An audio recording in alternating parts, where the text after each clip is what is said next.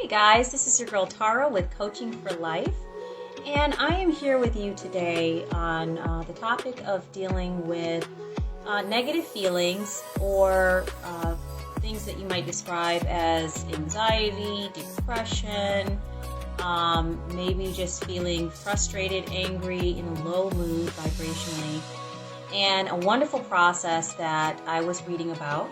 Another book that I would like to recommend, I recommend books off and on. This one here is called The Greatest Secret, and this is a phenomenal book. It's actually written by this lady here, Rhonda Byrne or Bren. I'm not sure exactly how to announce it, but I'll see if I can hold a picture up here so you can see her. And she's the author of the book. She also wrote the book The Secret, which I'm sure many of you have probably either run across, heard of, or maybe had a chance to read.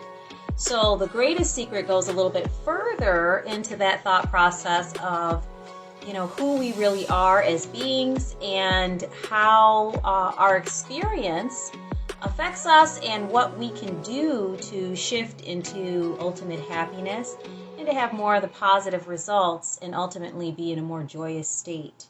So I thought this topic would be really good right now. I know many people who are dealing with, suffering from feelings of anxiety and depression, or just an overwhelming kind of downpouring of negative feelings that feel like they're kind of just pouring onto you. And you don't know where they came from or why they're there. You just know that you'd like them to stop. So here's a little different thought process for you regarding that. I want to read to you a little bit from the book about this process, which I found to be very empowering. And I actually have tried this process myself back when I was working on my certification for coaching. But also I tried it again when I read it in the book because it reminded me of the wonderful results that I had utilizing this process. So basically, I'm going to just give you a long and short of what the situation was and then read a little bit. She states, and by she I mean Rhonda, who wrote the book, states that some years ago she found herself in a state of depression, and she would try to use, before she understood all of the processes that she has written about in this book, she would try to use the process of just trying to use the mind to work herself out of lower vibrational or negative feelings. And she goes on to say basically that it wasn't working. No matter how much she tried to reason with herself or talk herself out of it, she wasn't able to shift or move herself into a better feeling place. Now, when we think about this process that she was trying to use before, it makes sense, because if the things that we're feeling are emanating in the mind, and then we're trying to use the mind to bring ourselves back out of that feeling or that vibration, it can be very difficult, because we're using the same tool or apparatus that is having the hiccup, so to speak, and that is creating the wavelength or the energy that we're currently on. So she needed something else, basically. So she goes on to say, I decided that if I couldn't override the depression with positive thoughts, I would just stop resisting the depression. Because I knew that what you resist persists. And I want you to really remember that if you take nothing away from this video, what you resist persists, because that is based in a no or a non-welcoming or non-loving energy. So those things you tend to give more power and more frequency to. When we don't emote, but instead welcome something without a state of fear, we allow the thought or the emotion to run its current, just like an electrical current. It runs its path, and then it's done.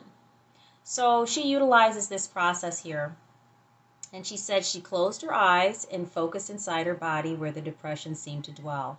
And this can be the emotion or the feeling that you are sensing inside of your body. She then goes on to say she opened herself up to the black cloud of depression as if she were stretching her arms out to welcome it, and as if she were embracing it by putting her arms around it, just as you would greet someone you love dearly and haven't seen in a long time.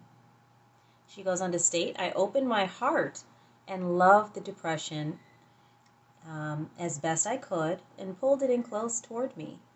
For a few seconds it worsened, and then all of a sudden it became lighter and lighter, and then completely dissolved. In a matter of seconds it had gone just like that. And she goes on to state that the relief was exquisite. Now, when we think about welcoming something that we really don't like or that's very uncomfortable for us, the idea of that sounds just horrible. Like, why would I ever welcome something that I don't want? I want it to leave me. I want it to leave my house. But inside of that thought process, we're still utilizing a resisting type of energy. And I don't know if you've ever thought about it, if you've ever had cycling thoughts, maybe that were displeasing or maybe images that were displeasing in your mind, whenever you try to, oh gosh, I don't want to think that, and force it away, have you noticed that it got worse? So Rhonda is bringing out the thought here that when we try to resist things, we're actually giving it energy. It's just the opposite of what we're trying to do. And that might be why you've noticed that when you tried to resist certain thoughts or feelings, they tended to get worse. So she's offering us here a process where we can welcome, or in other words, allow that feeling, that emotion, those thoughts to run their course. Understanding that they're just thoughts. They can't harm us. They can't make us do anything. They can't make us feel any way. But instead, looking at them as thoughts. Allowing them to pass.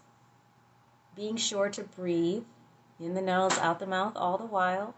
And then after the thoughts pass, continuing on. And then when those thoughts or those emotions come back up again, repeating the same process. I have personally used this process and I found it to be very powerful. I will add one note here.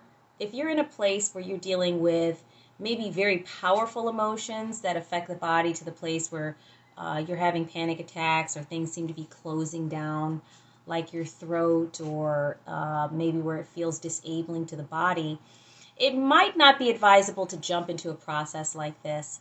And I would definitely recommend seeking professional help if you're feeling an immobilizing fear or feeling from the processes or from the thoughts, that you're having. But if you're in a place where you're already working towards these things and you're utilizing processes in your day-to-day life, and you're just looking for another process to help you with moving along that energy that is displeasing and that keeps you stuck, this is a great process to use.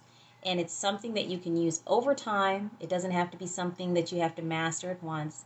Each time that feeling arises, just take a moment to breathe and hello, welcome, come in.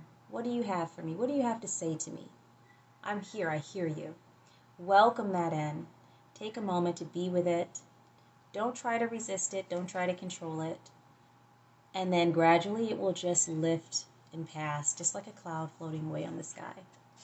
If it sounds like it's not possible, or if it sounds like an amazing thought, I definitely recommend, if you feel comfortable, giving it a try to see. And just remembering all the while that thoughts are just that. They're not who we are. They're not what we can do or what we must do. They're just thoughts. But really, overwhelmingly, it is the being, or the one that is sensing or aware of the thoughts that are happening with the individual, that has the ability and the power to make decisions and to determine.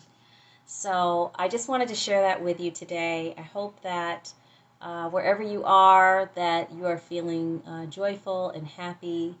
If you are not, I definitely recommend you give this process a try.